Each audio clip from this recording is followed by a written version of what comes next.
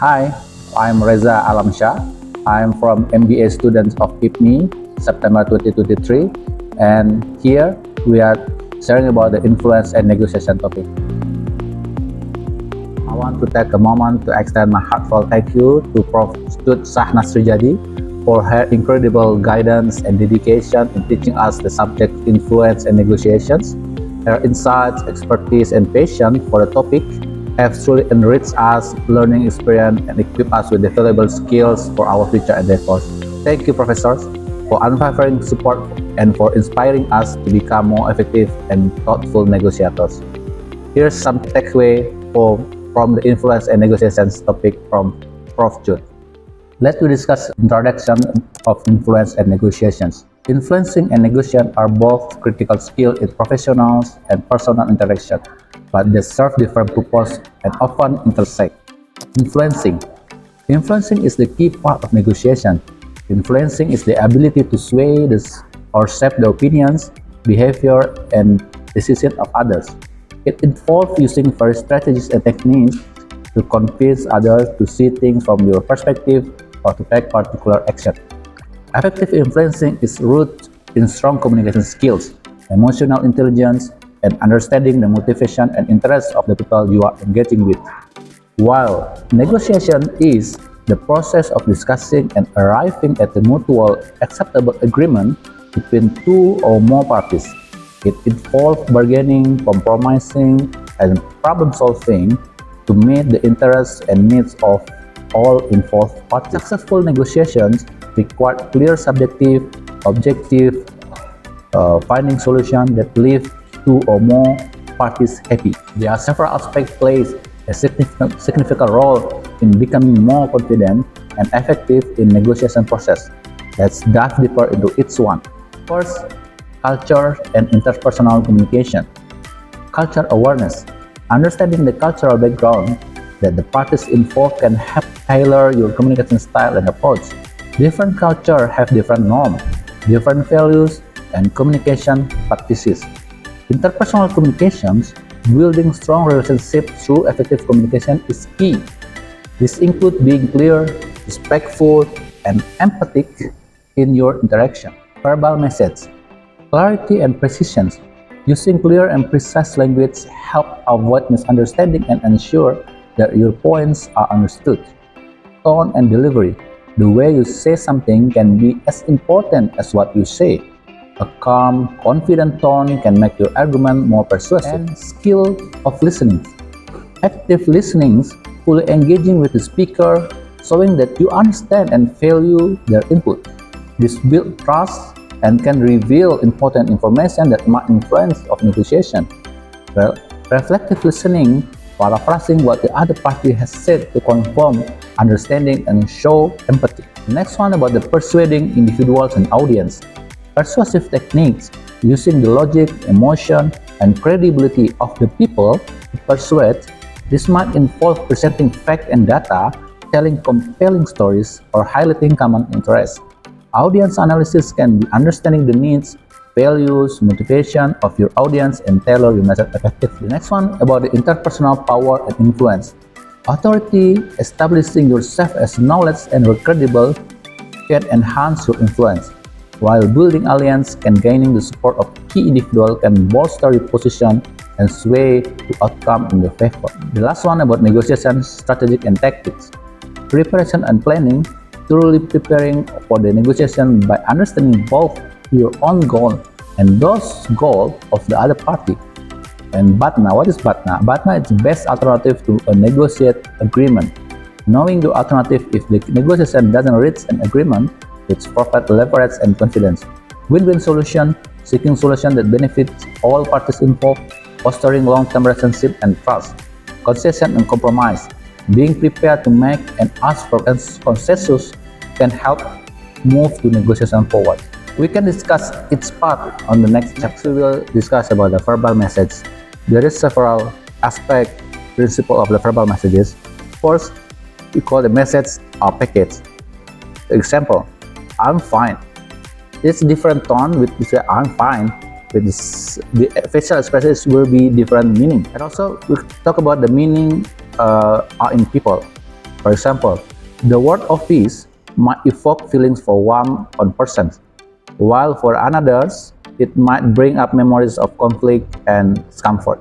Third, meaning are denotative and connotative. For example, the meaning of snake, this will be reptile or denotative, but on the connotative meaning, snake might include dangers, betrayal, or silliness depending on the context. Fourth, message vary in abstraction. Message can range from very specific to the very abstract. For example, my golden retriever buddy loves to play fetch. This is specific, but for the abstract, say that pets are wonderful. That's more abstract. The next message may be meta communication. What is meta? Meta is about. Meta communication involves message about communication process itself. Example, I don't think you understand me. Or let's discuss how we communicate with each other. 6. Message vary in politeness. For example, polite, could you please pass the salt? But less polite, give me the salt. 7. Message can be anonymous and anonymous. Example, anonymous, an unsigned comment card.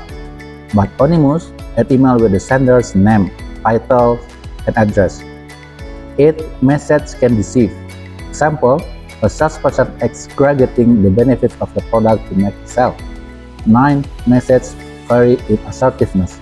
As for example, passive, I guess it's okay if you do it your way. Aggressive, we are doing it my way, no question. Assertive, I would like to discuss a solution that works for both of us. This principle helps us understand the complexities of verbal communication and improve our ability to convey and interpret message effectively. Okay, now we discuss about the skill of listening. This is one of the important topics and ability for the listening. So we have the 5 stages model of listening. First, about the receiving, hearing, and attending. The initial step where you are physically hear the message and focus on it. Focus on attention while avoiding distraction and maintain your role as a listener. For example, you are in a meeting and your colleagues begin speaking about a new project. You stop what you're doing and focus your attention on them. Second, after we do the receiving, we do our part as a listener. We need to understand, learning, and deciphering meaning. What is that? At this stage, you attempt to comprehend the message. This assuming that you understand that, see messages from speaker's point of view, you might ask questions and paraphrase the question. Step 3. Remembering about recalling and retaining. Avoid false memory syndrome, in which you remember past experience that never actually occurred. For example, after the meeting, you recall the key points your colleagues mentioned about the project deliverable. You might write it down, notes to help retain the information. Number 4. About evaluating, judging, and criticizing. Distinguish fact from opinions, identify any bias, and recognize fallacious form of reasoning, name-calling, testimonial, and bandwagon. For example, you evaluate the feasibility of the project timeline and the resources required. You consider whether the proposed plan is realistic and aligned with your team's capabilities. The next step, the last step, about the responding, answering, and giving feedback. This indicating that you have received and understood the message. For example, you share your thought on the project plan, providing constructive feedback. You might say, I think the timeline is manageable, but we might need additional resources for development phase. Understanding major listening barriers can help us to proactive steps to overcome them, such as finding a quieter environment, being mindful of our bias, staying focused on the speaker, withholding judgment until we have all the information, and seeking assistance for any hearing impairment. This action can greatly enhance our listening skills and improve our communication with others. Other than that, there is the barrier on the listening. So what is the barrier of the listening? There are 5 major listening barriers. First, about the physical and mental distraction. What is that? Its physical distraction include environmental noise like we just hear, like traffic, phone, notification, or other people talking, while mental distraction refer to the internal thought and feeling that take our focus away from the speaker. Second, about the bias and prejudice. Conceived notion or stereotypes about speaker or topic can cloud our judgment and hinder our ability to listen impartially. For example, if we have a bias against a particular group, we might dismiss or disregard what speaker from the group is saying, regardless of the validity of their points. Number 3, lack of appropriate focus. Refrain from focusing on irrelevancies. Be aware of the tours from the mind idea. Repeat the idea to yourself. Avoid focusing on your responses while the speaker is speaking. Enormous amounts of information surrounding us. 4, about the premature judgment. Wait for all information, avoid early judgment. The last one about the hearing impairment. Physical issues with hearing can obstruct the ability to listen effectively. This can be due to age, injury, environmental factors that make hearing difficult. For example, someone with partial hearing loss might struggle to follow a conversation in crowded room unless they have a hearing aid or other accommodating influence. Power is potential influence, while influence is the kinetic power. In the book Negotiation by Roy J. Lewitsky, Bruce Berry, and David Saunders, the concept of power to influence is explored through various dimensions.